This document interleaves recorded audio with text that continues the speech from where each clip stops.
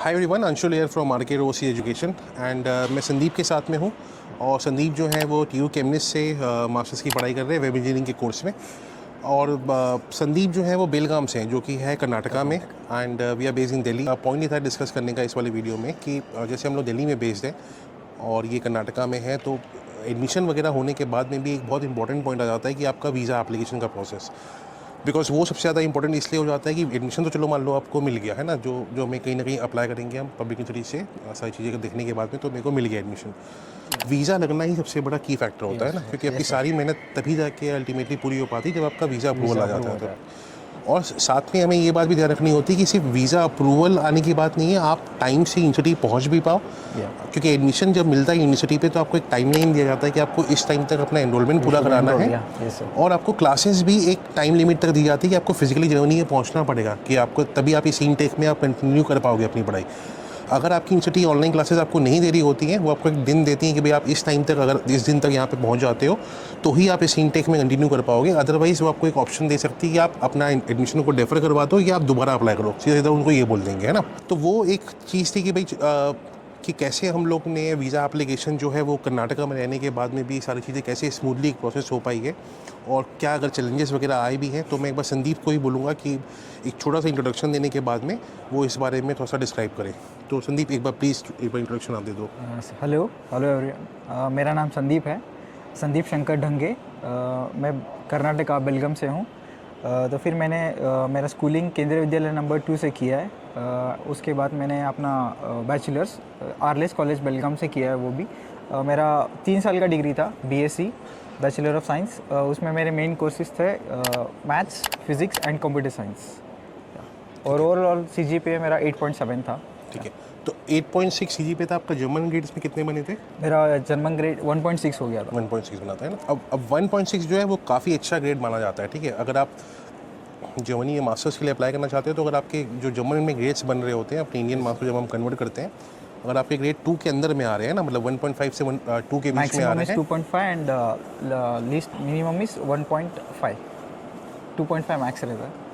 नहीं, मतलब 2.5 होता है बेसिकली कि आपका मिनिमम एलिजिबिलिटी क्राइटेरिया जो कई सारी इंस्टीट्यूट ने सेट कर रखा है ना, वो 2.5 तक मांग रहे होते हैं आपकी एलिजिबिलिटी क्राइटेरिया पूरा करने के लिए, है ना। और 1.5 जो होता है वो एक मतलब गुड या एक्सीलेंट स्कोर के हम पास आने शुरू हो जाते हैं। तो इनका स्कोर काफ़ी अच्छा था 3 साल के बैचलर्स के हिसाब से, और 3 साल की बैचलर्स होने के बाद भी इनको एडमिशन जो है वो यहाँ पे मास्टर्स के कोर्स से मिल गया है। अब बात कर रहे थे हम लोग कि वीज़ा एप्लीकेशन वगैरह का प्रोसेस कैसा रहा था और डेट्स मिलने में क्या क्या चैलेंजेस आए थे। डेट हमें लेट मिली थी, उसके बाद में भी फिर हमने लेटर ऑफ एक्सटेंशन वगैरह की जो चीज़ें थी वो एक बार संदीप कि वीज़ा के टाइम पे जब हम लोग डिस्कस कर रहे थे, तो वीज़ा अपॉइंटमेंट जब हमने लिया वो टाइमली मिला नहीं मिला, फिर हमने कैसे यूनिवर्सिटी को अप्रोच किया लेटर ऑफ एक्सटेंशन वगैरह के लिए, वो थोड़ा सा एक बार आप समझाओ। हमने इसके लिए अपॉइंटमेंट लिया था वीज़ा के लिए। तो हमने अगस्त में आई थिंक जून में अप्लाई कर दिया था। जून में अप्लाई करने के बाद मुझे 23 अगस्त को मुझे मिल गया था वीज़ा अपॉइंटमेंट डेट। तो फिर मेरा ऑफ़र लेटर अभी तक नहीं आया था तब तक। तो फिर मैंने अपॉइंटमेंट ले लिया था जल्दी, क्योंकि डिलेज़ बहुत थे इस बार वीज़ा के लिए, तो बहुत सारे डिलेज़ हो रहे थे। तो फिर मैंने पहले अप्लाई कर दिया था वीज़ा के लिए, तो मेरा 23 का अपॉइंटमेंट मिल गया था। उसके बाद मैंने टोटल मेरा यूनिवर्सिटी भी ऑफ़र लेटर आ गया था मुझे अगस्त में। तो उसके बाद टोटली अराउंड 11 to 12 डेज़ में मुझे मेरा वीज़ा मिल गया था। उसमें थोड़ी दिक्कत आई थी कि वो लोग वीज़ा के टाइम मेरा 3 years डिग्री था, तो फिर वो लोग मेरा एनरोलमेंट सर्टिफिकेट मांग रहे थे।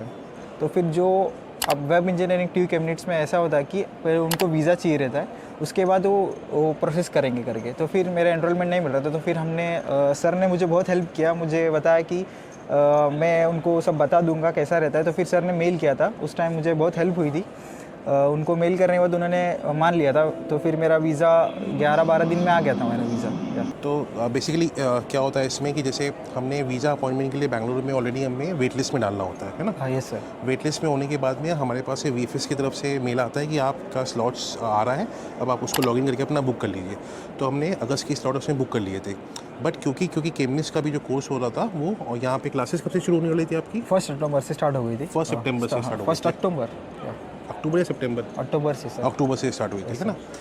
अब होता क्या है कि जब आप वीज़ा में जब जाते हो अप्लाई करने के लिए, एक रूल फॉलो किया जाता है, जो कि देखो मैं अपने हिसाब से थोड़ा एक्सपीरियंस के हिसाब से कि क्या रूल चलता है कि आपका जिस भी दिन वीज़ा का अपॉइंटमेंट हो, आपके जो वीज़ा अपॉइंटमेंट के दिन से जो आपकी यूनिवर्सिटी में क्लास स्टार्ट होने का जो दिन है ना, उसमें 4 हफ्ते का गैप होना चाहिए।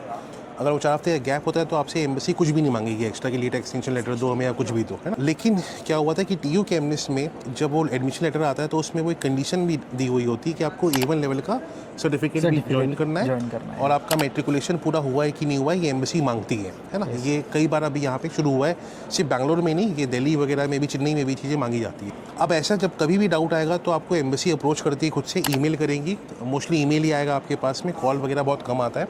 ईमेल पे इनके पास में मेल आया था जब हमने वीज़ा एप्लीकेशन डाला कि आप हमें पहले ये कंफर्म कराओ कि आपका TU कैम्पस में एनरोलमेंट का काम पूरा हो गया है। और TU कैम्पस का कहना था कि भाई हम लोग एनरोलमेंट तब तक पूरा नहीं करेंगे जब तक हमें वीज़ा का अप्रूवल कॉपी नहीं दे दोगे, है ना। ठीक है, अब ये सारी जब कन्फ्यूजन जब हो जाती है तो आपको बेस्ट काम क्या होता है कि आप एम्बेसी को सारी चीज़ें बताओ प्रूफ के साथ में कि जो कैम्पस का आपके पास मेल आ रखा होगा या आपकी यूनिवर्सिटी का जो मेल आता है, आप उसका प्रॉपर PDF बनाओ और उनको पूरा डिटेल में ईमेल पे एक्सप्लेन करो। अगर वो रिस्पॉन्स से आपके सेटिस्फाई हो जाएंगे, उनको कोई डाउट बचता नहीं है, वो आपके तुरंत वीज़ा अप्रूवल दे देते हैं। वही मेरे ख्याल से हुआ था आपके साथ में भी। मेरे साथ भी वही हुआ था सर। मेरा 23 को अपॉइंटमेंट डेट मिल गया था मुझे, मैंने अप्लाई कर दिया था, मैंने सब डॉक्यूमेंट्स वगैरह सबमिट कर दिया था VFS में जाके, सब कुछ हो गया था। फिर 2-3 दिन में उनका रिप्लाई आया था कि we want enrolment letter from you. Enrolment letter मुझे मेरे पास नहीं था क्योंकि एनरोलमेंट के लिए वीज़ा चाहिए कॉलेज के लिए, तो फिर वो नहीं था मेरे पास। उसके बाद तो आपने जो मेल लिखा था वो मेल के ऊपर मुझे 3 to 4 डेज़ में मेरा वीज़ा आ गया। उसके बाद ओवरऑल जो पूरा प्रोसेस लगा ये सब चीज़ें होने में, है ना, वो आपका 11 से 12 दिन के आसपास में लगा है ना, जो कि काफ़ी अच्छा। बेंगलोर VFS थोड़ा फास्ट है, बेंगलोर VFS में जल्दी हो जाता है थोड़ा वीज़ा।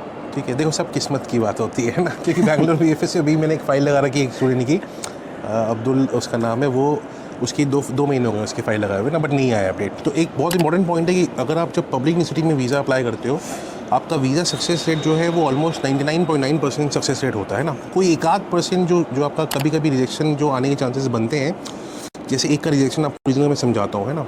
एक स्टूडेंट का रिजेक्शन जो आया था वो 21 बेसिस पे आया था। उन्होंने लिखा था कि भाई आपका IELTS का स्कोर 6.5 है, ठीक है, आपके डॉक्यूमेंट सारे परफेक्ट है, आपका लेटर ऑफ मोटिवेशन में तो इंग्लिश ऐसी खतरनाक लिखी गई है कि एकदम मज़ा आ गया पढ़ने के बाद में। बट जब आपसे सवाल किए गए एम्बेसी में, है ना, कि भाई आप हमें जवाब दीजिए कि क्यों जर्मनी आना चाहते हो, ये कोर्स क्यों सेलेक्ट कर रहा है, तो आप बोल नहीं पा रहे हो इंग्लिश में, है ना।